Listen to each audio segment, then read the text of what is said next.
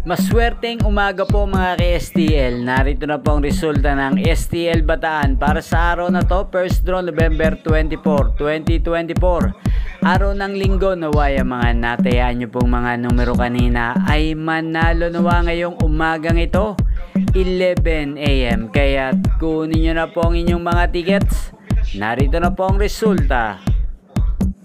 Ang mga numerong nanalo sa STL Bataan ngayong umagang ito, November 24, 2024. First draw result, 11 AM, 38 at 34 in exact order. Sa lahat po ng tumaya kanina para sa first draw ng 38 at 34, congrats po sa inyo. Panalo po kayo. Again, 38 at 34 in exact order. At shoutout po natin ngayong umagang ito sa STL Bataan, si Ate Angeline ng Bataan. Ate Angeline ng Bataan, shoutout po sa iyo. Naway nasa mabuti ka pong kalagayan. At ang mga tinatayang mong mga numero sa STL Bataan ay sana'y manalo na.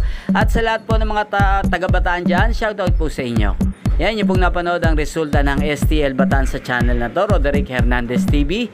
Magkita-kita pong muli tayo mamayang alas 4 ng hapon. Dito lamang po sa channel na to, Roderick Hernandez TV.